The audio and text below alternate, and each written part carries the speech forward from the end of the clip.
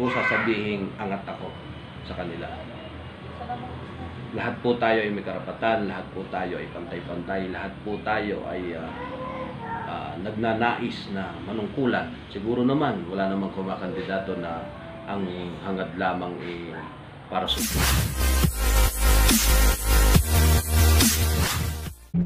Gulat na naman kayo, no? Magandang tanghali po sa atin lahat, magandang araw. At muli po, ako po ang inyong abang lingkod mga kaibigan. Magandang araw po sa inyo lahat. At sa pagkakataong ito mga kaibigan, ay atin hong kukumustahin at makakapanayan po ang ating tumatakbong agawad ni si Konsyal Kukoy Ferrer. Atin hong kukumustahin at bibigay ho tayo ng mga konting katanungan mga kaibigan. So guys, tayo ay papasokin na natin at kukumustahin natin yung ating kagawad na tumatakbo ngayon bilang independente, si Konsyal Kukoy Ferrer. Naalamin po natin yung sitwasyon at napapanahon po ngayon ng kampanyahan. So dahil tatawagan natin mga kaibigan na kailangan makuha natin ano ba yung kanyang mga agenda, ano ba yung mga bagay na gusto niyang mangyari sa ganda ng tarpaulin guys, ano bang mga agenda niya. Yun ang kailangan natin malaman ngayon mga katoko at ayan, tapo wala yatang tao. Ayan guys, ay magandang nandiyan po ba si simple lang po yung kanilang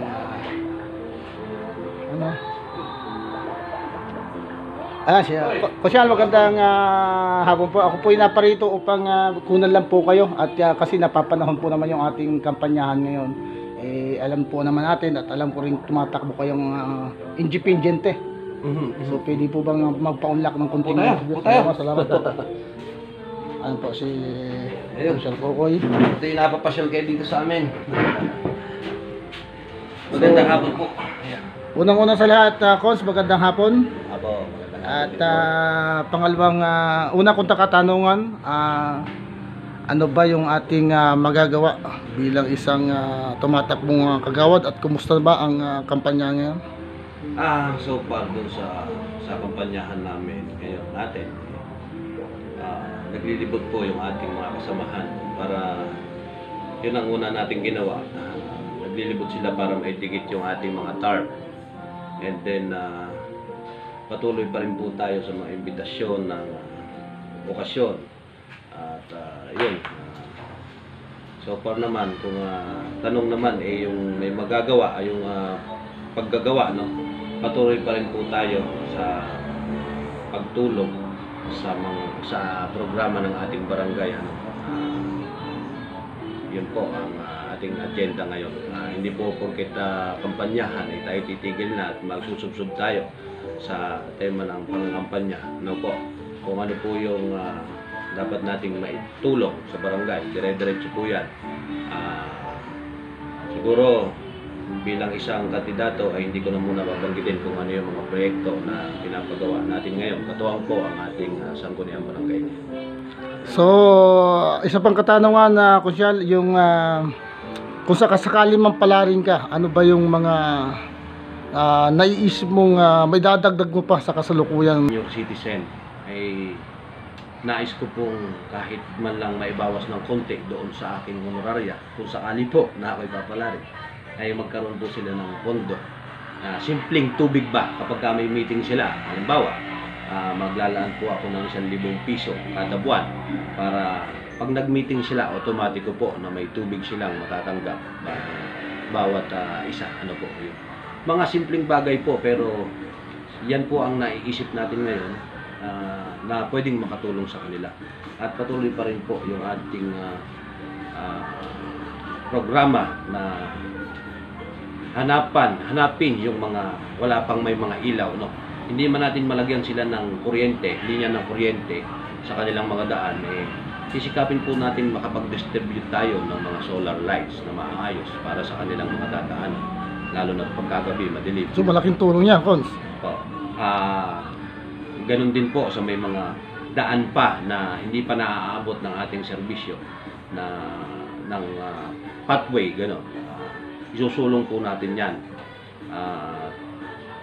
Yun po kasi ang kung sakaling tayo ipapala rin, ang nais ko pong hawakan na departamento ay kung saan ako nabibilang, no? Since ako po ay kontraktor, ay nais ko pong hawakan ang pagpapagawa, ang construction sa pagpapagawa sa ating barangay.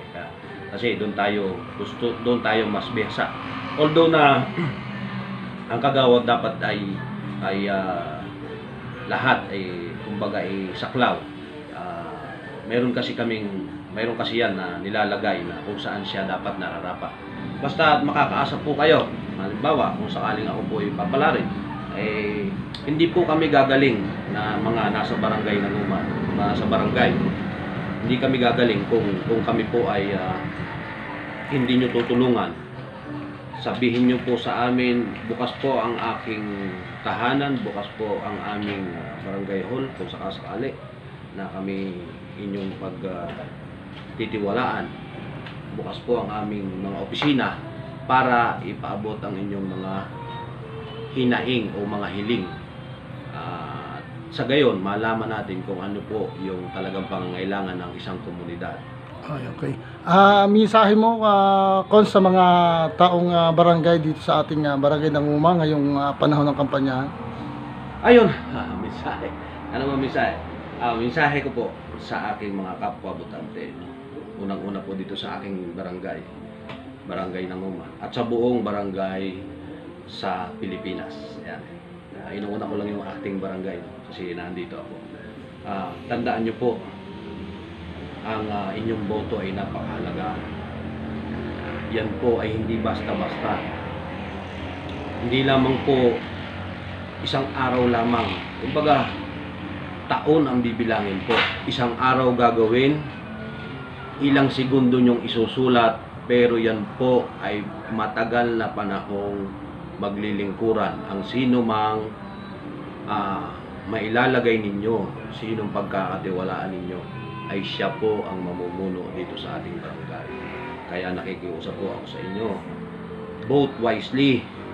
Iboto ninyo po ang karapat-dapat at inaakala ninyong tama at may pagmamahal sa mamamayan at sa barangay, at ang inaakala ninyong may magagawa. Nakikiusap po ako, hindi po para lamang sa sarili. Makikiusap din po ako sa inyo. Susugin niyo po, pakinggan niyo po ang kanilang mga sinasabi, pakinggan niyo po ang kanilang mga plataforma kung sila ba'y karapat-dapat. Yun lang po. Isa pang katanungan, Cons, ano ba ang angat mo sa mga kalaban mo sa pagkakagawad? At ano ba yung lamang mo bilang isang kumakandidatong independent? Okay. Siguro natawa ko. Ang unang pumasok sa akin, ang angat ko siguro, parang ako yung pinakamatangkad sa kanya. Hindi po, siguro siguro hindi ko sasabihin angat ako sa kanila. Lahat po tayo ay may karapatan, lahat po tayo ay pantay-pantay, lahat po tayo ay nagnanais na manungkulan. Siguro naman, wala namang kumakandidato na ang hangad lamang para sumikat o magpasikat, no? Alam nila siguro naman yung tatahakin ng isang kandidato pag ikaw ay naluklok. Yan ay matinding responsibilidad. Sabi nga ng tatay ko, ay para ka nag-asawa ng 20 pamilya. So, alam mo yung bigat ng kaakibat kapag ka ikaw ay naging kagawad o kapitan o SK. Matindi po ang responsibilidad na iaatang sa atin. Ano po? So, kaya dapat talaga So, huling mensahe na lang, Cons, sa mga kalaban mo sa pagkakagawad. Mensahe. Nais kong sabihin sa kanila. Okay. Sa aking mga kapwa kandidato, no? Hindi ko kasi sinasabing kalaban kasi hindi naman boxing ito o something, postahan o ano. sa aking mga kapwa kandidato. Nakikiusap po ako bilang independyente, bilang isang kaibigan nyo din naman, bilang isang taga-barangay Nanguma at mamamayan ng barangay Nanguma, bilang isang tao na pinanganak dito sa barangay Nanguma. Opo, dito po ako pinanganak. Mangampanya po tayo ng aayon sa ating puso, huwag po na aayon sa ating isip. Mangampanya po tayo ng patas, mangampanya po tayo na plataforma ang ipapaliwanag sa tao. Hindi po sana at wala po sanang magiging siraan dito sa ating barangay. Maraming salamat ko at gusto ko pong ihabol kasi marami hong sa pag-iikot-ikot ko po marami nagtatanong kung magkakaroon tayo ng meeting di Abanse. Kayo po, Cons.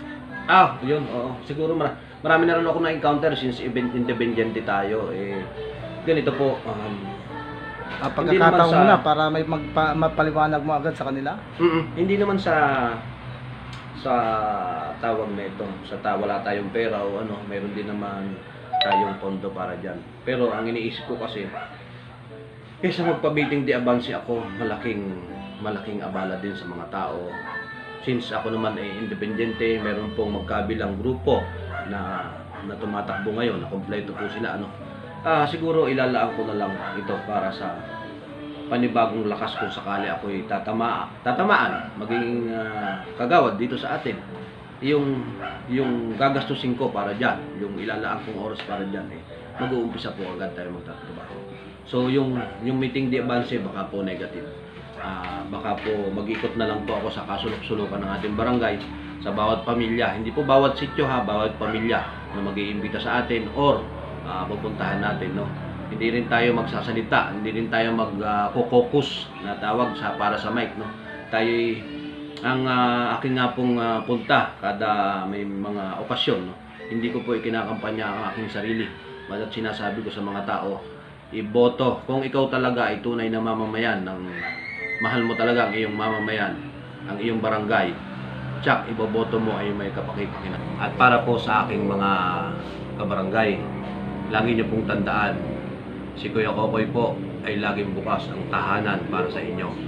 Ano man po ang nais ninyong ilapit sa akin ay atin pong gagawa ng paraan, atin pong pagtutulong-tulungan.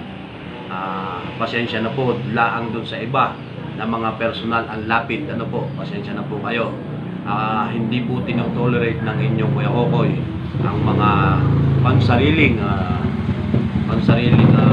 kapakanan, Lagi po tayong nasa side ng nakakarami. Yan lang po. Marami pong salamat.